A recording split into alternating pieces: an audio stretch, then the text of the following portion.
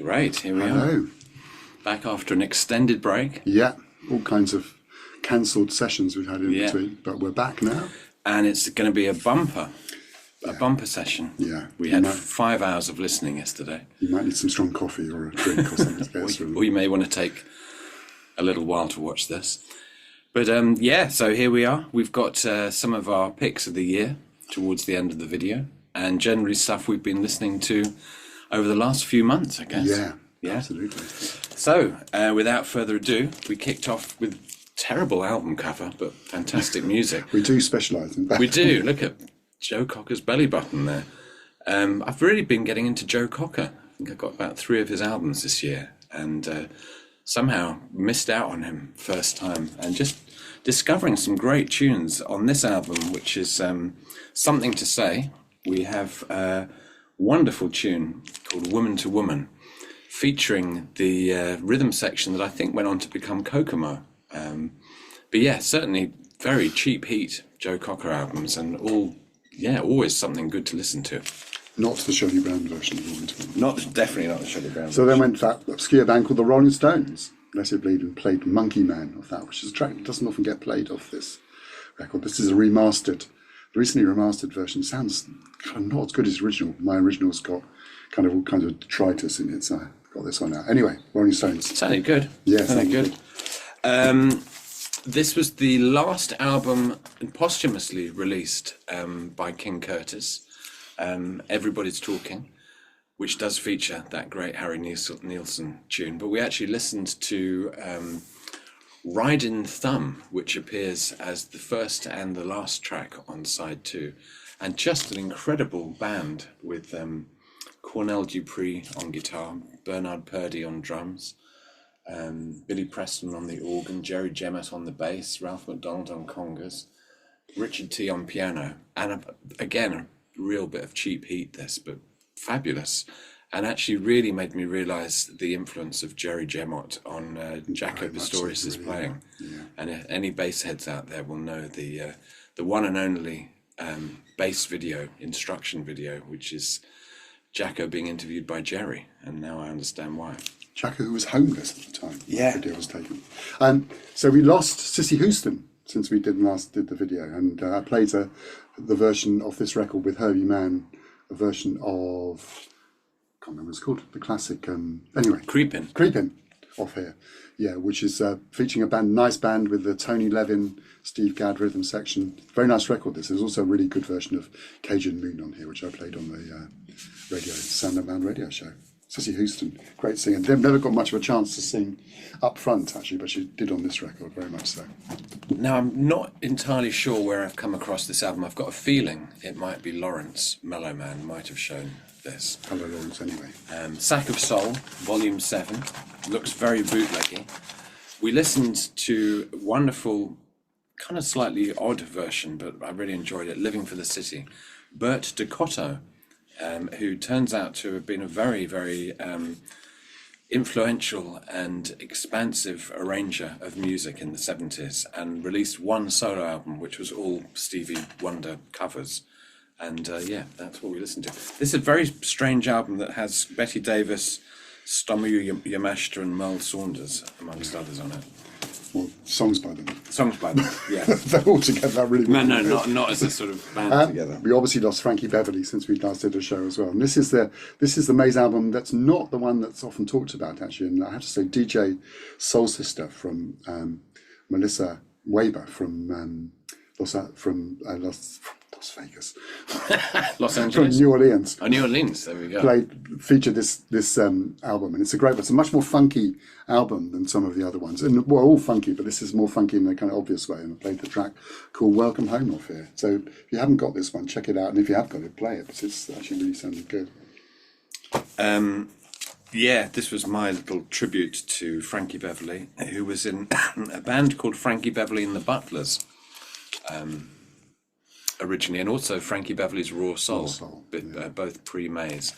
This is a tune that when Frankie died, somebody must have posted this tune, and I'd never heard it before. It's called Love, and then in brackets, Your Pain Goes Deep.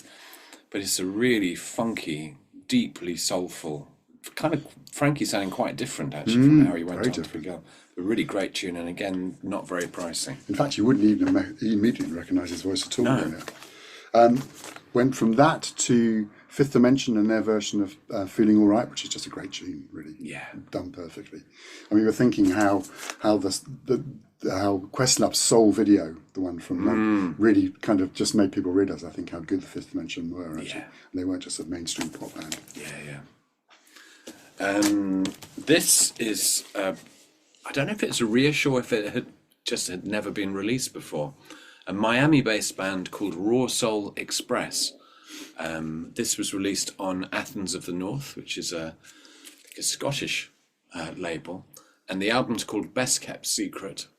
And we listened to a track called The Way We Live, and for me it had a real kind of pleasure / side effect jazzy vibe.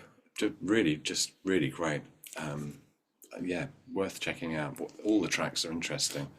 Raw Soul Express. So keeping funky but slightly different kind of groove. I've been on a massive Banam deep dive over the last few months as well, and this is from the classic album, really, which was Summertime Groove, and played the title track off that. Absolutely stripped down, terrible cover actually, but incredible stripped down grooves. There's only Banam can do them. Really. I think they're going on a deep dive. I think they are. I don't know where they're going, especially the one who's upside down. Anyway, yep. Talking of more inappropriate covers, the Average White Band logo suddenly doesn't look quite so funky as it did back in the 70s. But this is a great 12-inch extended mix of a track called When Will You Be Mine, that's just got an immediately infectious groove. I think it's Alan Gorrie who's singing on this one, but fantastic drumming from Steve Ferrone. And just great kind of guitar, bass, drums interplay. Really simple, but great tune and really grooving. Then didn't play something actually, but I was going to play from the DAngelo instrumental DJ from. Can't get a fix on this in terms of the. Anyway, it's there somewhere. There it is. Yeah, and there's something horribly wrong with the record. I was going to play the instrumental version of Spanish Joint, but it didn't sounded very, very distorted. Tried on two different turntables. Which is weird, because I played it on the show a few weeks ago and it sounded absolutely fine, but I don't understand what's going on. Anyway, really worth, if you can find this, it's really worth picking it up actually, because they're not just straight instrumentals with just basically the vocals taken off. They're actually slightly different things going on there. But you can hear how incredibly stripped down the whole backing to that album was. This was a 7-inch that got reissued this year by Jim Rafferty, who is one of the brothers of, is it Jeffrey? What's his name? Jerry Rafferty. Jeffrey Rafferty. Jerry Rafferty. I just realised we played this in the last session, I think. No, don't we did. Really? No, I didn't have it, John. And it was a track called Icy Red. I did. How can I describe it? It's basically a pop song, but just really nice production and lilting, kind of soulful. I just really like the sound of it. Icy Red, Jim Rafferty. Sounds a bit like a demo, in a sense. Sounds a bit like a demo. Yeah. Prince, always have to get Prince out somewhere at a point in the session, and always kind of love digging into his 12 inches, and this is the version of Another Lover Like a Hole in the Head, with horns and all kinds of weird arrangements going on it. Some very interesting stuff on it. I mean, I think when Prince was doing doing his own extended mixes, the 12 inches were great. I think after other people started doing them, they got less interesting. But this is a good one as well.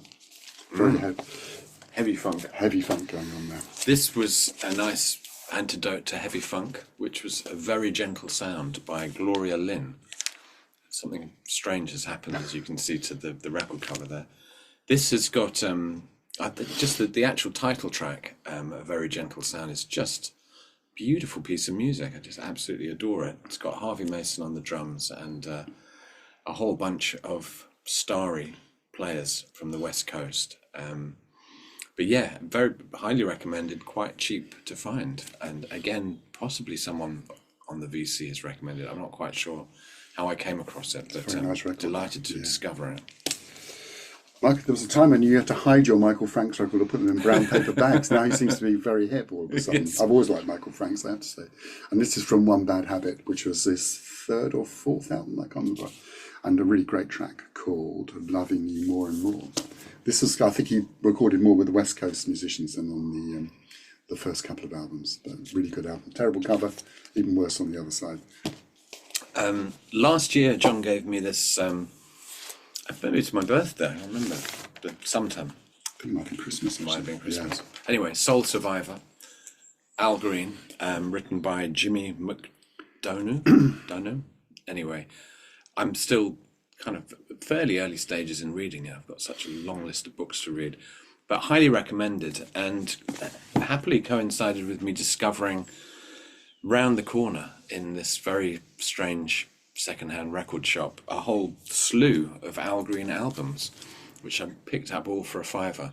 And this is the classic Let's Stay Together, but it's kind of given me an extra insight into the whole sort of setup with Willie Mitchell and the High record label, and the three brothers, the Hodge brothers, who were the actual essence of that sound.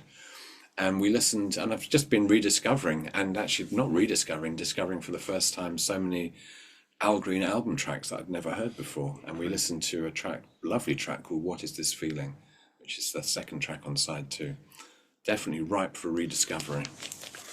We've gone slightly out of sync because this, I think, relates back to the Gloria Lynn record. That's right, because you played 2 in a row, John. Oh, that's right. That's what it was. So we need to get back in sync. We need to get back in sync. Yeah, definitely. And this is Jerry. So this is a very strange Jerry Butler record, which I discovered on the Flabbergasted Vibes website years and years and years ago. And it's called Sings Assorted Songs with the Aid of Assorted Friends and Relatives, which include people like Donny Hathaway, evidently Curtis Mayfield's Hiding Away, and also 2 Stuck-on Dogs on the front as well. And played his version of Terry Callier's Do You Find You Need a Friend off it. It's a really good album, this one, actually. Looks like it was kind of a leftovers record, but it's actually a bit better than that, actually. It's got the first outing from Willie Weeks ever on the record on here as well. Oh, really? Yeah, yeah. Ah. John, go again, because you did a double. That's right. Did a double.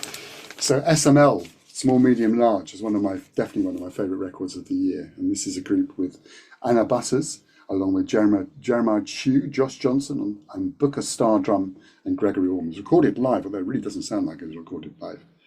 Kind of interesting, very hard to categorise, actually. I mean, instrumental album, led by the bassist Anab Butter, and kind of more electronic than some of the other stuff she's been doing. And she only plays electric bass on here, but it's a really, really nice album. And she's had a great year, actually. And the track is called Search Bar Hi-Hat. It's called. Yeah. I think it's it's a sort of style of contemporary jazz, which it also involves quite a bit of live sampling in the moment. Yeah. But it's definitely the area that I'm mostly is attracting my ears. Here is Anab Butter's solo album that John and I both have, which is called Mighty Vertebrate.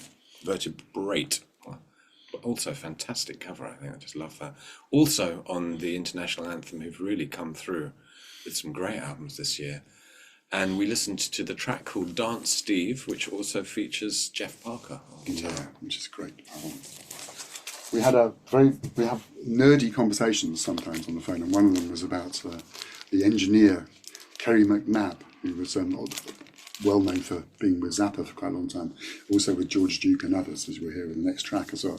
And it's a good excuse. This has just been reissued. This is not reissued, obviously. This is my original copy of Frank Zappa's Apostrophe, which is his most popular album, and it's just come out as a 50th anniversary kind of multi-CD set and remastered vinyl as well, and played the classic track of that, Cosmic Debris. Which sounded fantastic, actually. And this was the first record that Kerry McNabb engineered for Frank. The sound of the record, the sound of Frank's voice on that is just incredible. And this Kerry McNabb journey had all started because I listened to this album, which is Bobby Womack's Facts of Life, which apparently has a completely different cover. It's a great cover, actually, this one. Totally different cover. Where is it? There it is. And we listened to a wonderful cover version of Burt Bacharach's The Look of Love. Totally different cover and a totally different mix on 2 tracks from the English version. But engineered by Kerry McNabb. And we should say, what did Kerry McNabb go on to do, John? He went off to work in a knob factory. I think they were plastic, or rubber knobs. I can't remember what they were. Anyway, we could get Great loss. A great loss, actually. So this is something else I might have actually played in the last session as well. But I can't remember, such a long time ago, and just great song really. Terry Callier's and played the amazing Dancing Girl here as well, which is just extraordinary, really. And just the arrangements. I really feel that Charles Stepney really stepped out with Terry Callier, probably more than almost anybody else, almost including Rotary Connection as well. Just incredible stuff going on in the arrangements. Actually, all kinds of instruments you wouldn't normally hear on a soul record. Classic. Sort of weirdly, just felt kind of natural from that kind of acoustic-y orchestral vibe to move on to Labby Sifri. And this is the crying, laughing, loving, lying album from the 1972, I notice. This is the half-speed mastered version. Sounded absolutely fantastic. Did sound great, actually. We listened to the track Cannock Chase. This sort of featured the kind of cream of UK session players, including Brian Bennett from the Shadows on drums. So moving into a UK vaguely kind of folky direction, and played Pentangling, which is a track off the first Pentangle album. And I played it off this compilation, which was called Pentangling, actually, surprisingly enough. But also, it just sounds much better on here for some reason. Very rarely do you have something that sounds better on a compilation than an original record. But this is it's a great track. It's kind of, you just kind of think how radical it was to have a folk, basically what is a folk song, within the middle, a whole instrumental sequence and a bass solo towards the end of it as well. Absolutely brilliant. And sounds absolutely fantastic anyway. So this is it's a great compilation. So you can get it very, very cheaply all over the place, really. So I could only afford compilations when I bought them.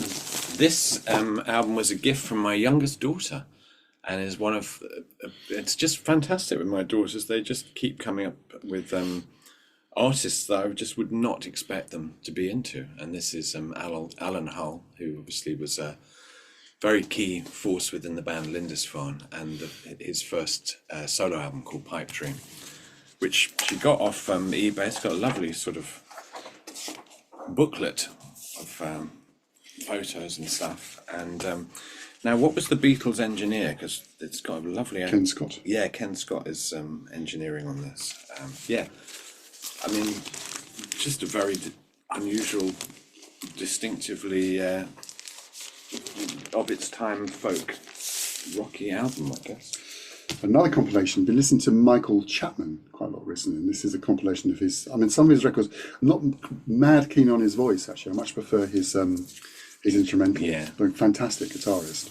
And this is from the I think it's called Lived Here, which is the compilation of his first few years, and I've had this since the early 70s as well, and played the track Rainmaker, which is probably his most famous song, actually, but he's still playing now, playing some really great music. He moved to the States and has done some wonderful stuff, kind of plotting the kind of geography of the States with instrumental guitar music. Really good stuff, actually. So Michael Chapman.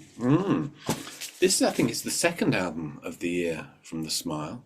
It's called Cutout, so kind of the impression it gives is that it's sort of, you know, tracks that didn't fit elsewhere. But I have to say the quality of everything is really excellent. We listened to a beautiful orchestral track called Tiptoe, which John was saying was reminding me of. It sounded very much like Klaus Ogerman. He did a lot of arrangements with Brazilian stuff and also with CTI. Yeah. And, I think, you know, these guys are just ploughing their own very original furrow at the moment. No one else quite sounding like them. The risk of sounding like a slick link round. Somebody else who ploughed their own furrow is David Sylvian. And this is a reissue of his Dead Bees on a Cake record, which my original copy was kind of worse for wear, actually. And I bought this a few years ago, and now seems to be worth a lot of money for some reason. And played the great track off here called Wanderlust. And it's very odd, though. And having your ex partner on the cover of a record, it's kind of a slightly odd thing to do. Anyway, and David Sylvan is back in the studio, evidently, very soon. And he hasn't announced it formally, but through somebody else I know, connection, said he's actually going to be recording some new material soon. Aha. Well, definitely one of the reissues of the year for me is this, which is Johnny Osborne's Truth and Rights, which has just come out, I think, via the Canadian Heartbeat record label. it's something that hasn't been reissued for a very long time, and this is a really wonderful pressing with a bonus. That sounds great. Yeah. Bonus vinyl. So there's two records. Highly recommended. One of the best Studio One albums out there. So yeah, we listened to a wonderful track which is so required at the moment as a message. We Need Love. Absolutely brilliant. I can't recommend this too highly. There's been some great reissues. There's a wonderful Jackie Mittoo, which we didn't play. Macafat also came out this year. But great to have these albums coming out on versions that actually sound really good. And this prompted me to unwrap my Christmas present from this year from Mark, which is the Studio One Rockers. I mean, the compilations. I mean, I'm not a massive reggae, not very knowledgeable about reggae, so I depend quite a lot on compilations. And really, the sad soul jazz ones are just fantastic, all of them actually.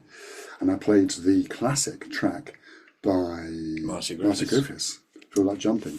And weirdly enough, the record shop I used to go into when I was a kind of teenager into the early 20s, which had virtually no reggae in it, had a massive poster of Marcia Griffiths up on the wall. Oh, really? I remember falling in love with her. I think it was amazing. She's a gorgeous woman. Another great reissue reggae 12-inch, probably of the year, would be this one, which is Bunny Wailer and heavy-duty stuff, Rise and Shine. Probably the Roots Radix backing. Yeah. You used them and Steinway, didn't you? Yeah, just heavyweight stuff. Both A and the dub version's extraordinary as well. But yeah, absolute classic tune, and again very relevant to our time. I had a lot of some back material in Honest Johnson. That was in there. Had a whole stack. So now this was reissued a few years ago, but there's Keith Hudson really, who's really on his own. Really, he has almost no peers. I think, just got his own thing going. And played the classic Blood of My Blood track off this, which has got no drums on. It's very unusual to get a reggae record without any drums on. And this was actually, I think, was the first release on Basic Channel when they set up the Basic Replay label. Really great album actually. Very, very odd actually to have reggae sounding like reggae without drums. This was my Christmas present from John that got its first airing last night. This is a 10-inch, again, through the kind of rhythm and sound family. It's very hard to work out. I can see the track is called No Partial. It's a one-sided 10-inch with just a very, very heavy electronic-y dub-infused rhythm track that was really testing my speakers to the max, sounding wonderful. Mine actually had to yield slightly. No, I'd never had to do so. I had to turn my bass down by a couple of notches actually when I played it. Then we had a change of, I think we had a break actually. We had a change of pitch, and I played this came out. This is another one of the records that came out of the archives of the radio company in France, and this is on the INA record label. There's one with Don Cherry, and there's also one with Pharoah Sanders as well. And this is the Roland Kirk one, which I was delighted to see. He had my two favourite Roland Kirk tunes on side A, Sweet Fire and The Inflated Tear. We listened to Sweet Fire. Sweet Fire, which is also interestingly covered on the Wilkes Gendel record, Duba. As well. Great choice of beautiful tune, actually. Very nice. Beautifully recorded record. Wonderful for a live Great recording. percentage. I mean, I know people talk about it feels like you're in the room. Yeah. It really did on that one. This was a surprise discovery for me. It's a really lovely, colourful album cover. This is Aloge Aho and His Sounds of Joy, and an album called Oyine, which seems to be a collaboration between a large, like 1, 2, 3, 4, 5 vocal outfit from Ghana and a couple of German musicians, Muggy Whitefield and Max Weissenfeld. I can't recommend this too highly. Really fantastic album. There's not a dud tune and very varied. And pretty cheap as well. So seek this one out. I didn't realise it was a contemporary sound record until a couple of instruments. Yeah. It doesn't sound like it at all. We listened to the track called This Is Bolga. Absolutely. Have a listen to that. It's absolutely wild. I don't know what the connection between this and the next one was actually. But then I played some Gabor Szabo, Bacchanal. This is the reissue of the album that came out a few years ago. with very early Jim Keltner on drums, when he was still playing jazz rather than playing rock and other music after then as well. Just got such a distinctive sound, really. And this was a very stripped down band with just Jim Stewart, who was his long-term collaborator on guitar as well, on there as well, and played the track called The Divided City. Nice reissue on, I can't remember what the label is actually. Can't remember. EBL, I think. I've got a feeling, John, I think you should show that next, because we went through a jazz trio section and I can see. Did we? Yeah. Okay. What's that? That's not a jazz. I think you show that next. Okay, all that right. was the next one up. All right, it was the next one up. In that case, this is a 7-inch on the Jazzman record label, and this is the D Felice Trio. It's a very short little, very lively bossa tune entitled Nightingale, and great drumming on that, and just a great melody as well, and uplifting little moment in the session. This is released on the Matsuli record label out of South Africa, who've done some great archival stuff from the 50s, 60s and 70s, and also have produced a lot of new material from people like the brother who's on. This is from the Kyle Shepard trio, and this is the track that's getting most of the notice off this is an amazing version of Massive Attack's Teardrop on here as well, and we played that today as well. The album is called I Dance More Sweetly Played, and it's a very nice record actually, and they're kind of they're doing some good work actually. I mean, the archival stuff is great, and the new material is equally good as well. There's a couple of other really brilliant tracks on here, one called Shozi on here, which is a lovely little piece, and Neo Marabi as well. Good record. Didn't know much about Carl Shepard, I must admit, before getting this record, but it's good stuff. We went into some electronic music territory next with a double album. Yeah, double album. Was it a triple album, actually? It's a triple album by the artist who goes under the name Ski Mask. And Ski Mask is, I think, based in Germany and is part of the record label called Ilian Tapes, who specialise in very high-quality vinyl pressings, often stuff that isn't streamed on the mainstream streamers. You can get it on Bandcamp. And this is the second album I've got. This is called Pool. I've got another album called Compro. And yeah, just really absorbing sonically. Not so much about the melody, but it's all about the sound. We listened to a track called LFO. All analog sounds. All analog sounds, yeah. And this was a record that came out at the end of last year rather than this year. But I've been listening to it a lot this year. It's Al's song from Ambrose Akin, Missouri, with Bill Frisell and Herlin Riley. And usually, actually, he's not really renowned for this kind of playing as well. And it's just a very, very, the whole album's very quiet, very peaceful, very stripped back. Beautifully recorded as well, and he's a great player. I think he doesn't really sound like anybody else, which is quite difficult on the trumpet actually to have a completely individual sound.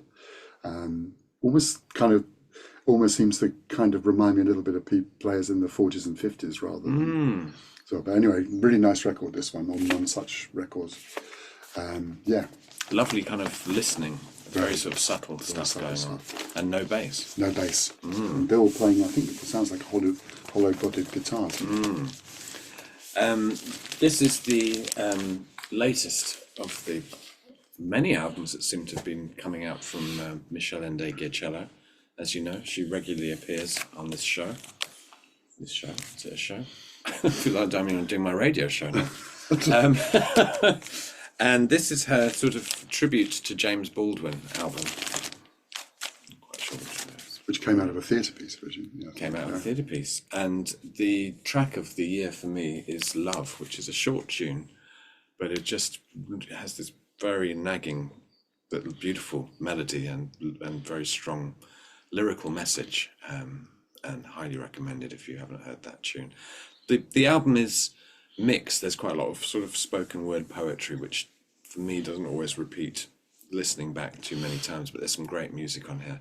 And we've just been saying Michelle really seems to be for the year she's had getting her flowers finally. I mean, she's been going for such a long time. Amazing. I think also the last few records she's done have had with the other vocalists. Actually, I mean, I love her voice, but also having her singing with other people is really quite moving, I think, sometimes. So another one of my, possibly the record of the year for me is Charles Lloyd's The Sky Will Be There Tomorrow, actually, or I think I've shown at the last session, in fact, that we had here. Just fantastic record with Jason Moran on piano, Larry Grenadier on bass, and Brian Blade on drums. Just such a range of music on this record. I played a very, very restrained track called The Water Is Rising, which I think is about New Orleans as well. And just a beautiful record on Blue Note, 2 records on Blue Note in a row. Actually, really, really good. Highly recommended. And interesting enough, for once, I'm actually in line with the critics. A lot of critics have had this as their favourite record of the year as well, and it really is. He's on a roll, and as what is a very old man now as well. And it was an amazing band. Yeah. This is probably another of mine and John's records of the year, which is the Jeff Parker Fortet, recorded at the Ealing Tennis Academy, which just can't help make me smile a little bit, given that there's an Ealing. Enfield. Oh, Enfield. At the Enfield Tennis Academy, sorry. This is the second album from these live sessions. They had a residency, I think a Monday residency for several years. And it's Jeff Parker on electric guitar and effects, Josh Johnson again also on amplified sax and electronics, Anab Butter again on the double bass, and Jenny Bellerose, fantastic drummer. And we listened to the track Chrome Dome. There's basically four tracks over 2 sides, and just such absorbing musical explorations. And we both concluded probably almost the best ever reggae drumming we've heard from an American. Absolutely. On this track, Chrome Dome. Yeah, I mean, I think he's the secret sauce in this band a bit, Jay Bellerose, but he's not from the same background of everybody else. He's much more well known for playing with people like Robert Plant and Buddy Midder and all kinds of more from the Americana end of things. But he plays an ancient kit. I think we were just saying, I'm sure a lot of new people making new drum kits are getting very frustrated because people are spending all their time now going around junk shops trying to find old percussion instruments and so forth. So kind of another one of my records of the year, Woodland from Gillian Welch, which I have to say is probably state of the art in terms of record production. This retails at between $20 and $25 or pounds. All analog source, amazing pressing, engineered by Ken Hunt, and we were talking about earlier on. Comes in a beautiful tip-on sleeve, fantastic pressing, audiophile liners, everything. I mean, it's just amazing, really. I mean, and they were interviewed. I can't remember who did the interview, but they were basically saying how we're all basically being ripped off with vinyl prices, that you can do all this and still release something between $20 and $25 or £20 to £25 actually. And also, most importantly, it's fantastic music as well. And I played the track called Howdy Howdy. And their 2 voices now are so tuned that they sound almost like one voice coming through as well. Beautiful stuff from them. Well, I'm realising we definitely went way out of sync, because I definitely didn't play Elaine Elias next. It's my last tune. No, I think that was one from earlier on. That was basically when we were going through our piano, our piano trio section. I thought there was a third one, and here it was. And this is an album that I think I picked up for about £1 somewhere in a record shop in Deptford.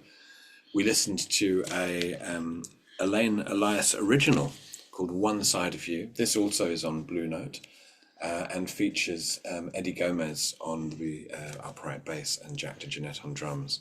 And that's a very beautiful tune, actually. Yeah, and really nice sound, actually. Yeah. Jack DeJohnette sounds fantastic. Well, the bass sound is amazing as well. So the Token CD, Sam Amidon. We're off to see Sam Amidon in a few weeks. That's why I played this, actually. He's launching his new album with a mini tour of the UK. And this is from his 4th album, I think, called Bright Sunny South. And we played the track I Wish, which was, I think, one of the last recorded appearances from Kenny Wheeler, the trumpeter, on there as well. Sounding frail, but sounding quite beautiful as well. So, yeah, looking forward to Sam Amidon album will be at the next session as well. You're going to share a book, John? And a book. Yeah, my favourite book of the year, Two-Headed Doctor, which is by David Tupin. It's about the record Grigri by Dr. John. And it's about that. It's about, in inverted commas, but it goes off into all kinds of, you see, a lot of it goes off into all kinds of different angles about voodoo, about music, about, just really fascinating. It's a bit like reading a detective novel, actually, but it's a really, really great read, kind of compulsive read. And he doesn't really not a spoiler, but he doesn't really solve the puzzle of what Grigory's all about in the end, actually. So it gets left with a big question mark. It's a great stuff, just so well written as well, which is rare amongst books, I think. So as ever, do tune into John and I's radio channels, which there'll be links underneath this video. And we always love to hear from you. And thank you very much, if you've lasted this long, for getting to the end of this video. We'll be back in 4 years. We'll be back soon. Soon. Yeah, we'll be back soon. Happy New Year to everybody. Happy New Year. And May 2025 be good for everybody. Yeah. I'm feeling optimistic. Or better. I'm feeling not so bad. So I hope it's better. See you next time.